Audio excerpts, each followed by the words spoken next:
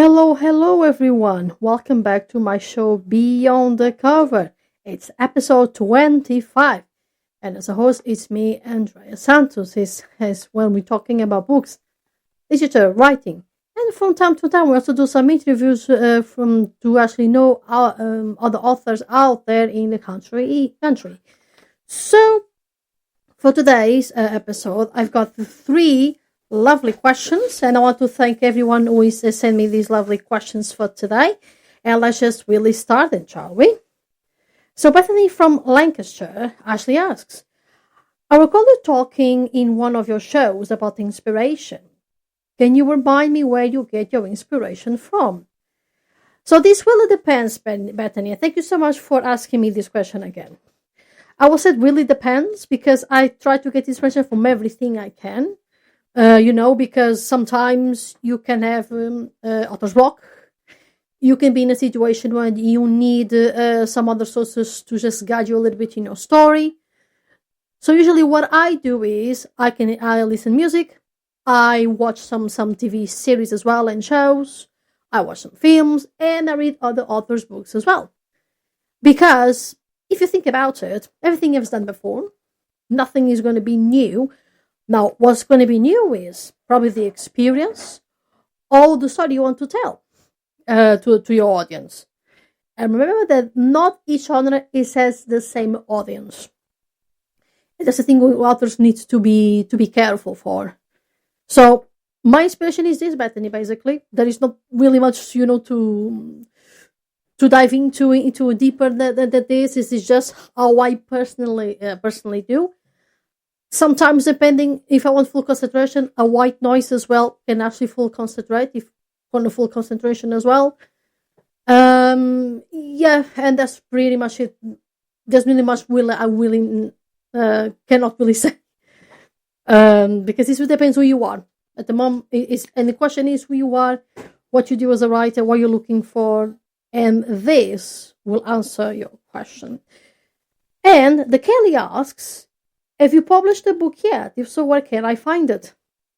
Well, Kelly, first of all, thank you so much to be interested in trying to buy my book. It's not published yet. The reason is because there are things I need to refine in my story. There's a lot of things that I need to be careful.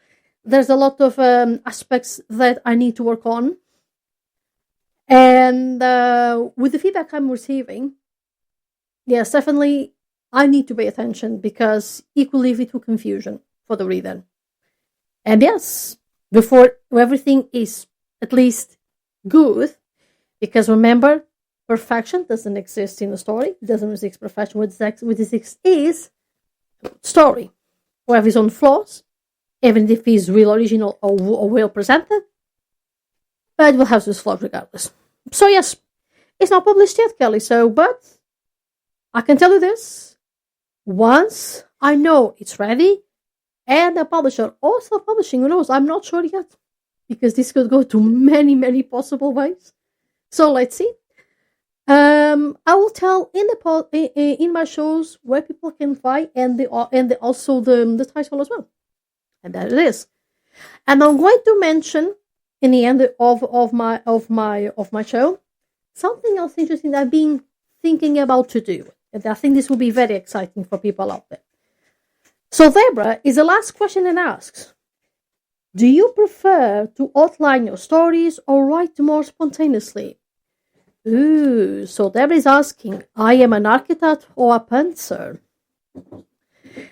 Now, that's a question that I will say I personally am more a pantser, which is more like spontaneously.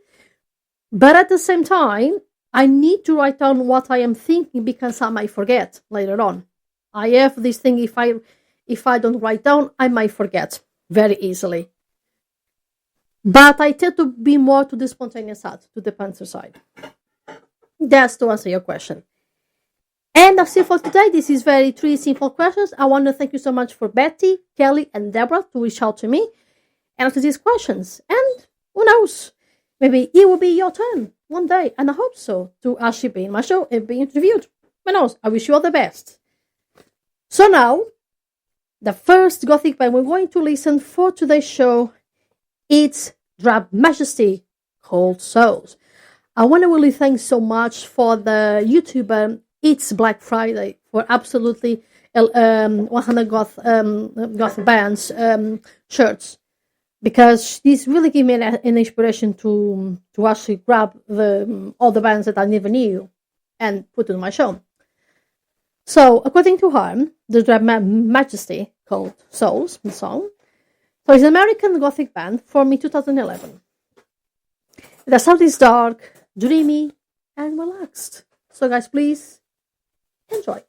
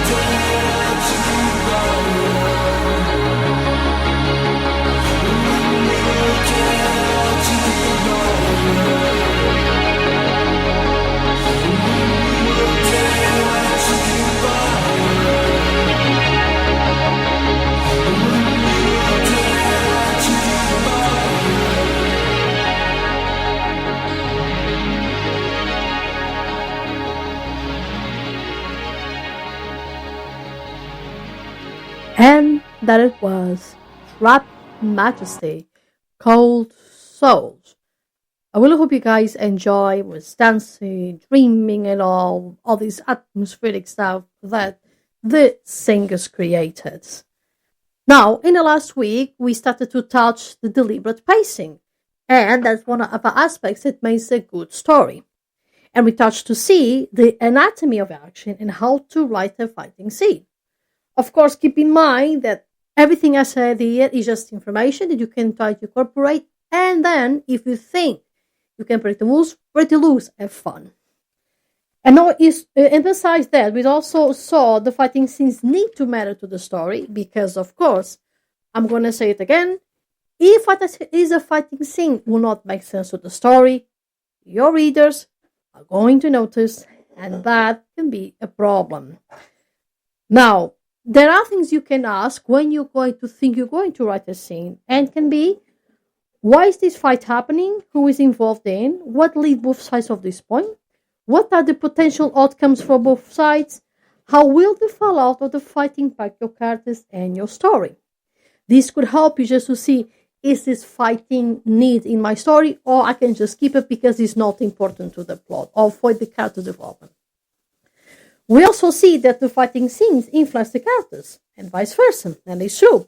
If you think about it, a fighting scene can influence the character's psychology, physically as well, and outcome of the story, and of course of their progression as a character growth as well.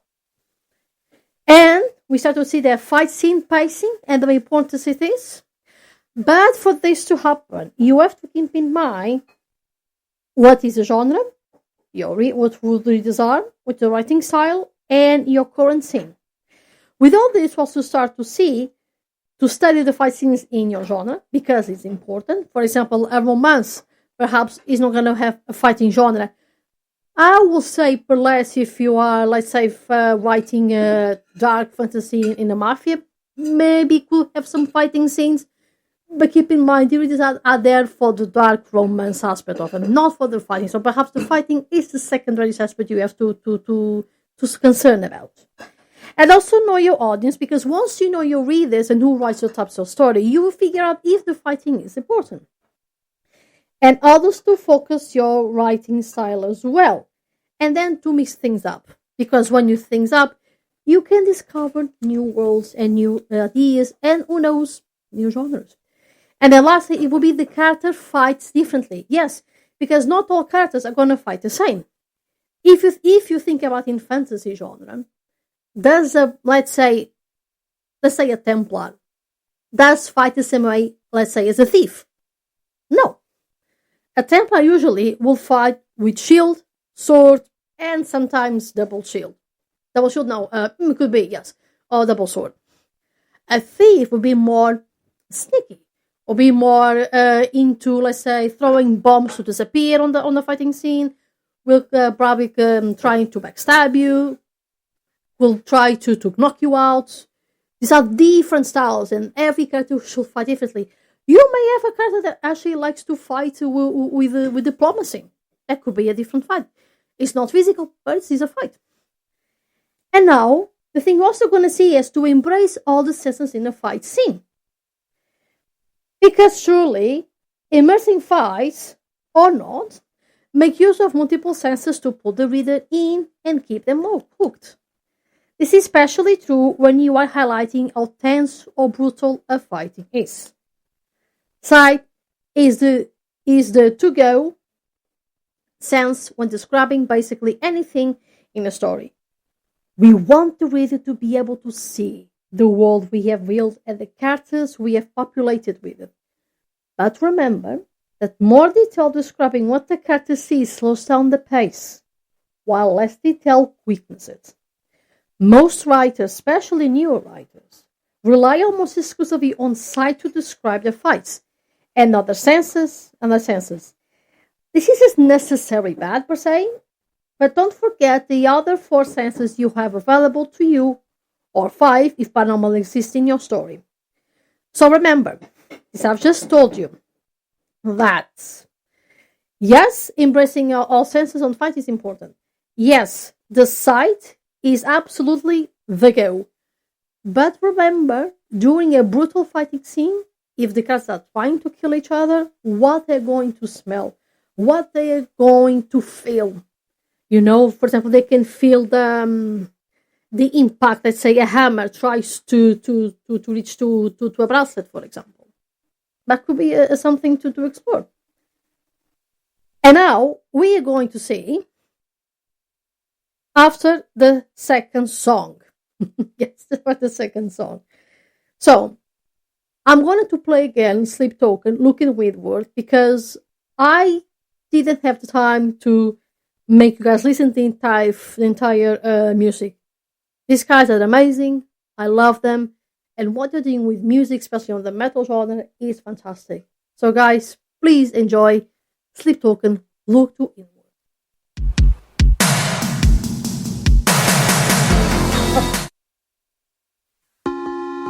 There you go.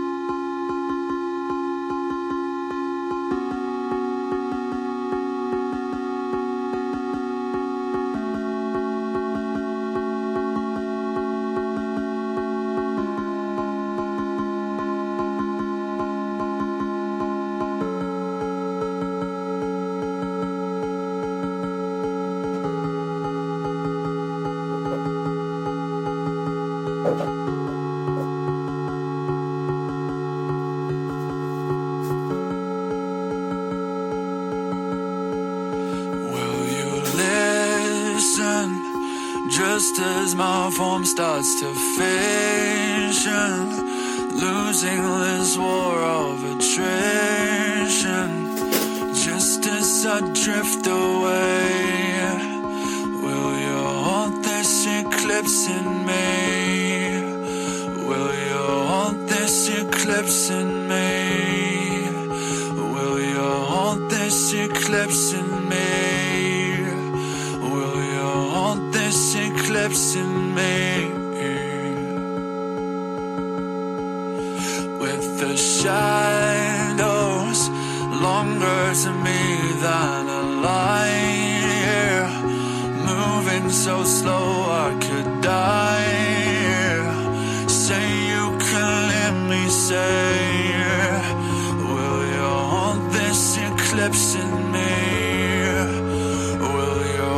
This eclipse in me, will you hold this eclipse in me?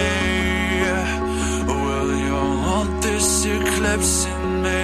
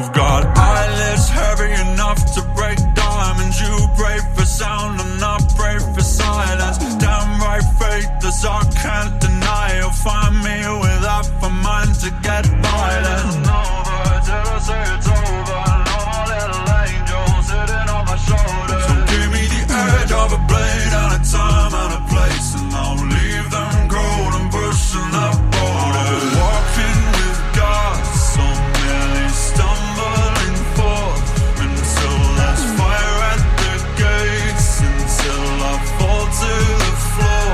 You know I'll live by the feather and die by the sword, and I will sunder the earth only to burn the reward.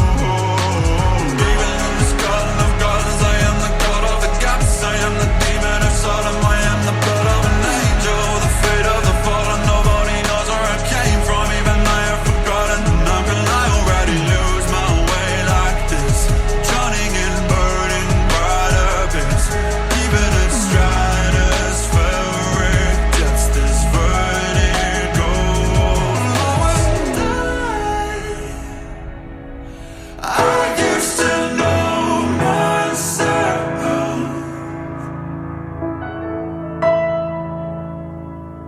Oh, and you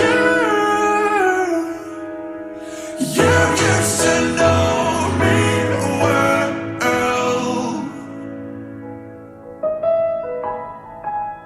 Oh, and I wish that I could leave myself alone.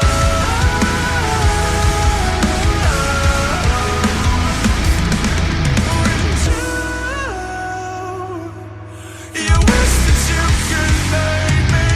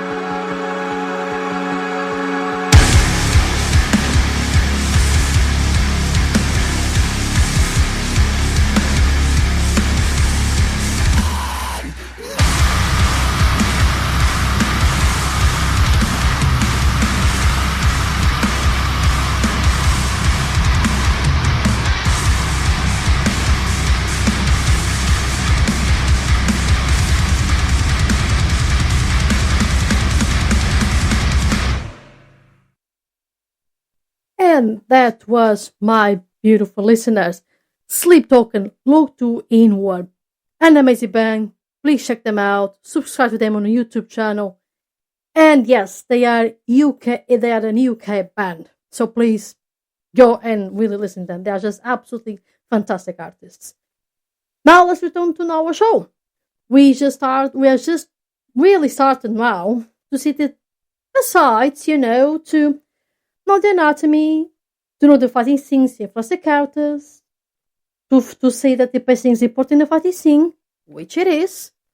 Also, our senses are important as well. It can bring, life to your fighting scene, And let's see them.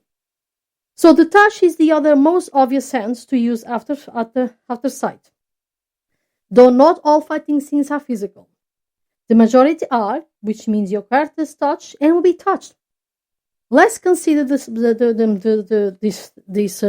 aspects. Just an example, right? Fury pain from getting stabbed, the cold bite of a ice magic, pavement scraping against skin when someone is knocked to the ground, or the snapping of ribs. This is the touch, the physical. So it has to be, on these occasions here, impactful, some may be magical. This will depend, but you have to consider how the cat is going to feel in the physical sense, the fight. Next is hearing. Because hearing is a versatile way to add tension or movement to a fight. Let's consider these aspects. Ringing in your hero's ears when they are clubbed on the side of the head. The steady thumping of a heartbeat, pumping adrenaline throughout a character's veins. The slight scuff of a footstep, sneaking up behind a character in the dark. Sheer terror from a gunshot in a crowded market. So you can see, not just touch, but hear makes suspense, fear, impact on the character as well. Surprisingly, smells, while slows down the pace of your fighting scene, it also adds a very underused sense, because you can consider the smell of changed air from a fireball your hero barely touched. Perfume that reminds your hero of their love, inspiring them to fight on.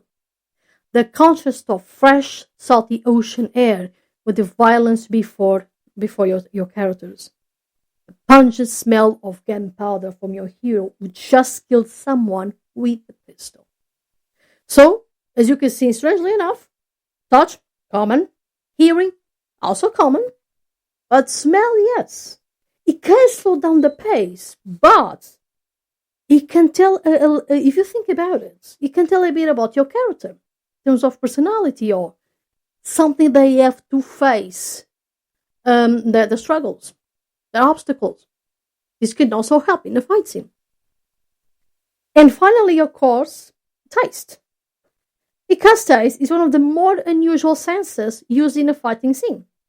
But it can add a level of detail that will pull your reader in. Because consider, the taste of blood after your hero is punched. The gritty scent from an underhanded villain throwing a handful of the desert in a character's face. A necromancer spell that fills the air with the taste of the death of magic. The taste of defeat. Not really a taste, but leave this out for a bit.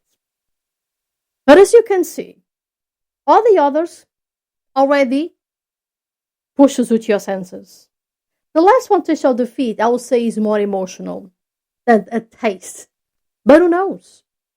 Maybe something that your character remembers reminds him of defeat. And this could be the taste of defeat for your character. Because make use of more than just sight when you're, and this is to prove to you, right? To use more than just sight when you're writing a fighting scene. Next time you put two characters against each other, choose one or two other senses to splash out the mix. You don't want to describe an entire fight by its smells, but including more senses can go a long way in improving the experience of your reader. However, at the same time, don't overdo it. You don't need to write down all the 5 senses with your fight scene, just to have them all there. It will make a muddle mess.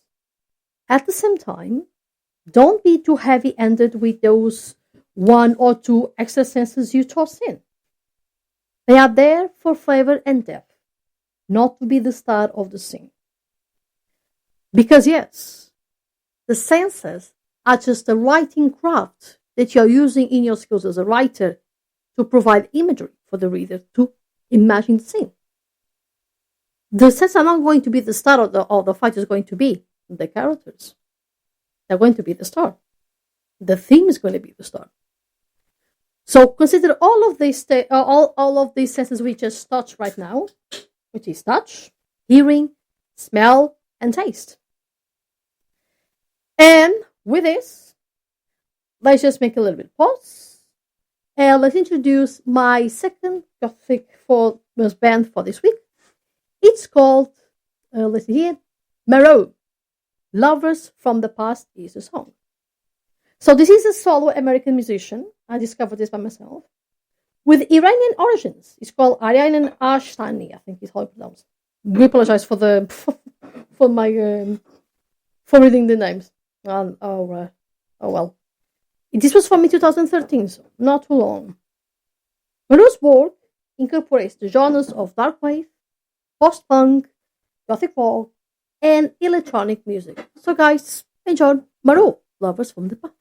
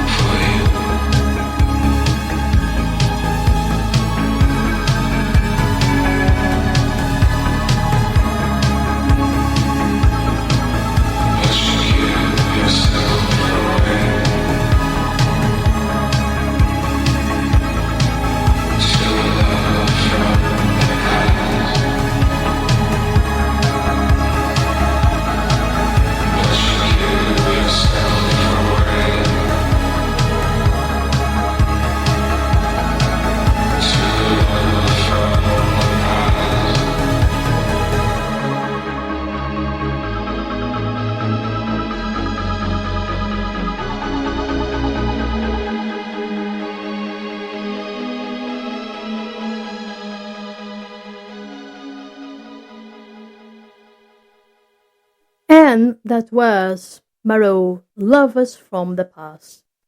I will hope you guys enjoy the song and just vibe with, the artist.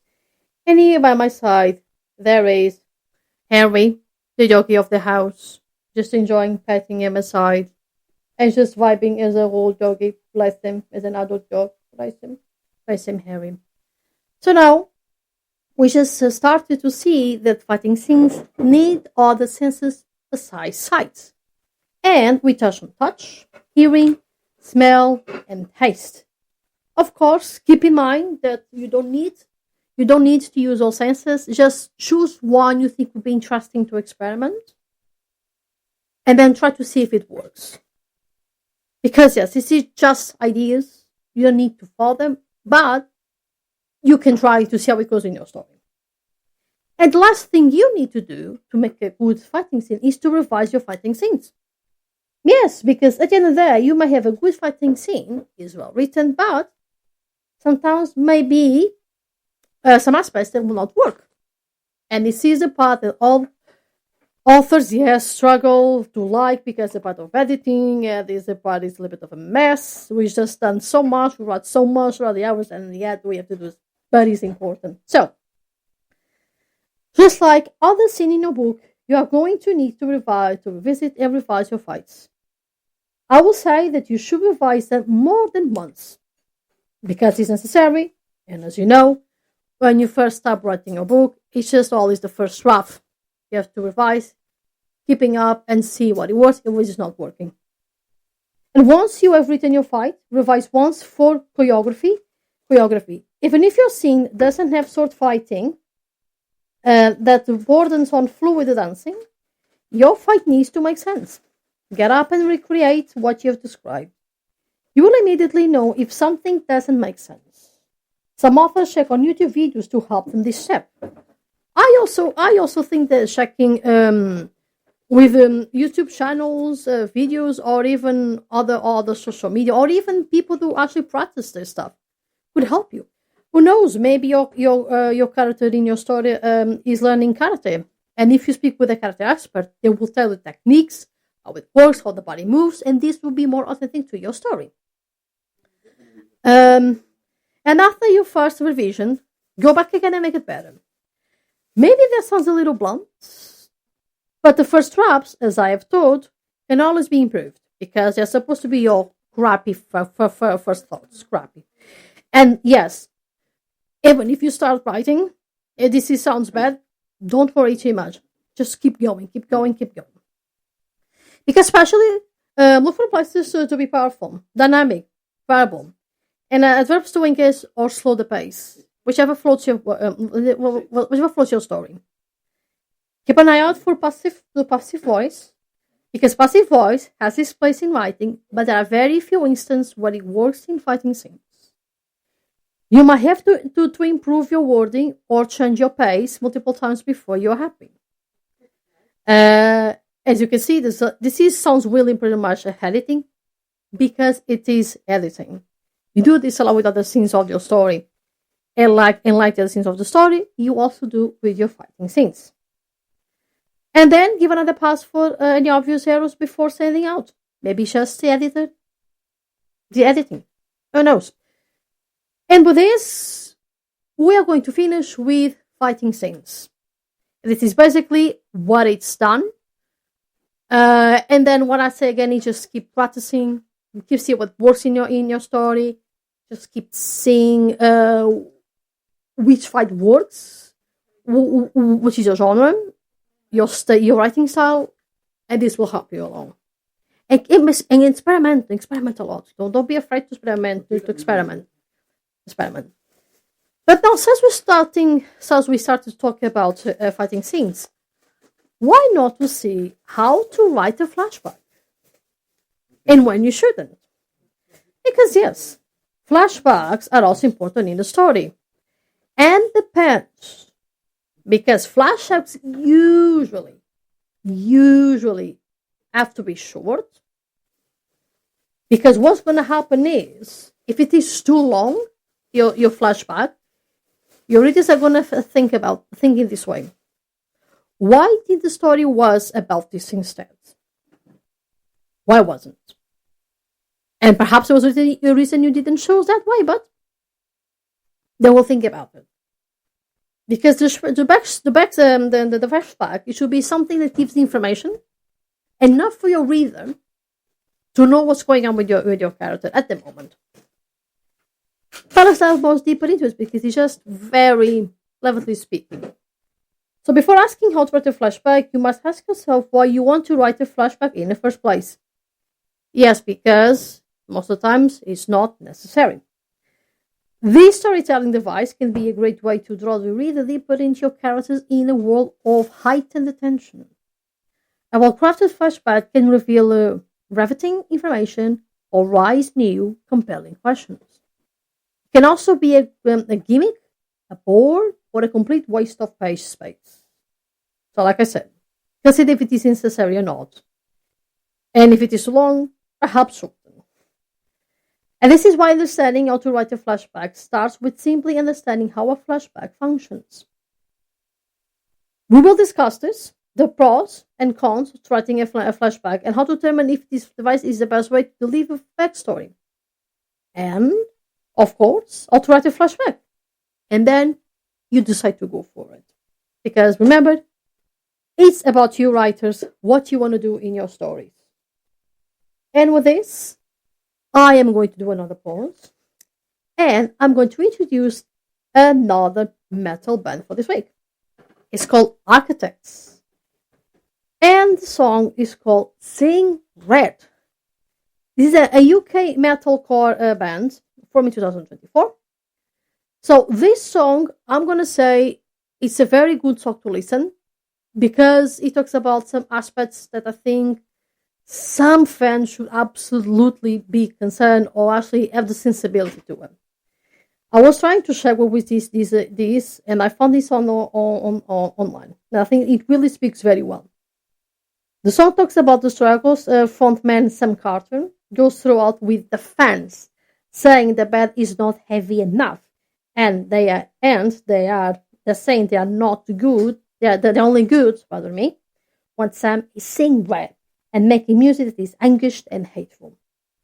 So a little bit here. If you like a band, like for what they do. Now, I will advise this, just an advice, but it's up to you to listen to me. Never tell an artist what they should and shouldn't do. That's their choice. If you don't like them anymore, move on for something else that might fill your heart or your soul. At the end of the day, musicians, writers, etc., they change. They are in the process of changing and discover themselves. So please, with this message in mind, Architects seeing.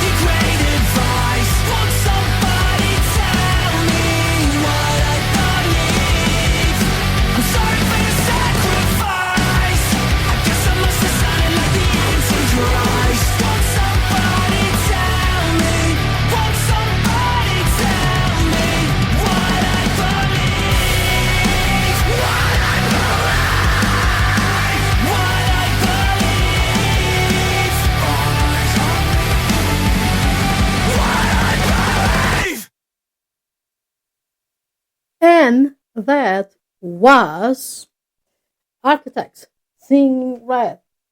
The message was clear. Never say to your artists what they should do and why they've changed the style. It's a choice. It's the creative path, in my opinion. We should not say them what to do. It's up to them. And who knows if they're going to discover something new while they are experimenting. And that's it. So now I am almost finishing my show. And I just want to say that I have something really very interesting I would like to try for the next year. Because I really need to prepare for this really in depth. And I'm going to talk with our beloved manager about that as well. Because I think it would be very interesting if I plan the script for my show like a story told in my show. I'm going to try to do that the next year. I'm going to start to prepare for it. Because if you think about it, your story can also tell in a podcast or in a show. Sometimes it doesn't necessarily need to be in paper. It's just all about experimenting new ways for you as a writer to discover where you can go out there and say to the world, hey, I wrote a story. This is what it is. And I think the more experimental you are, I think people are going to like it.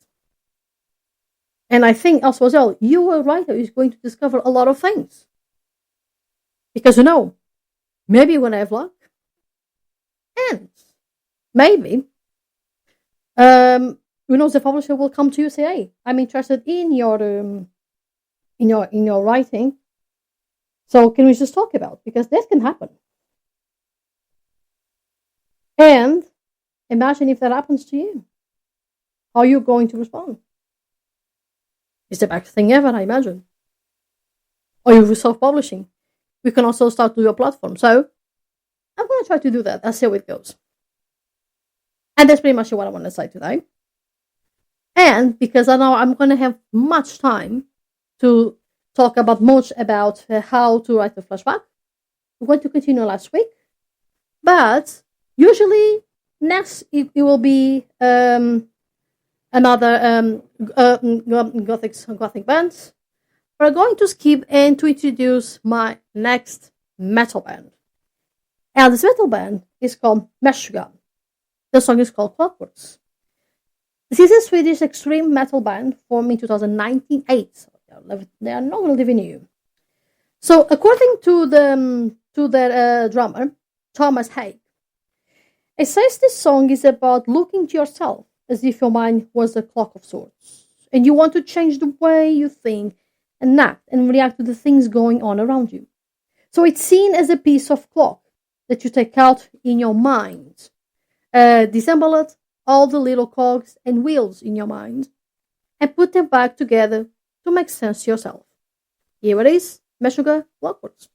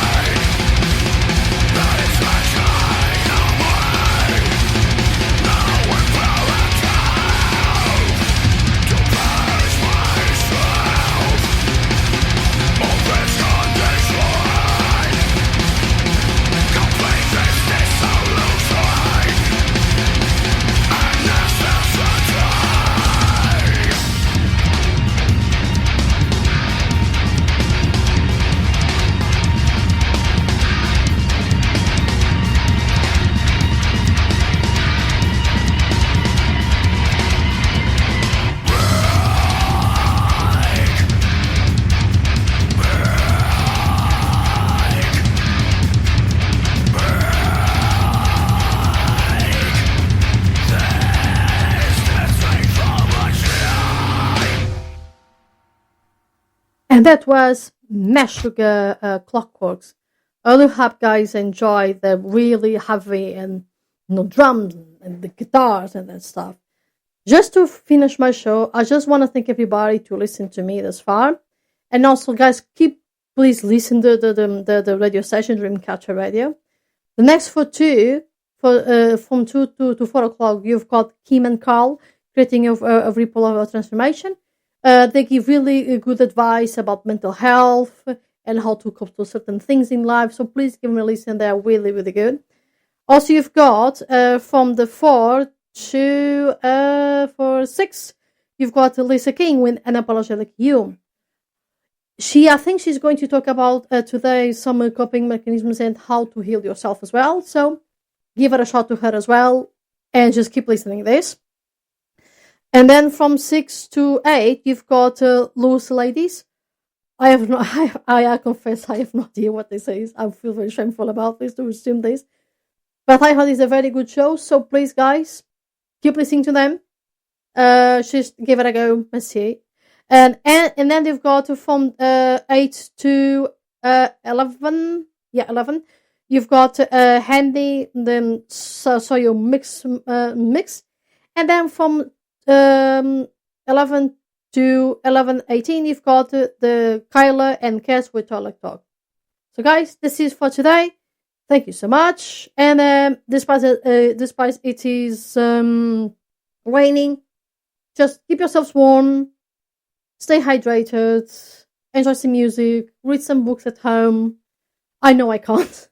I like to be in the garden swinging and reading my books, or do something else. Stay with friends, enjoy some movie, some series. Just have a moment for yourself.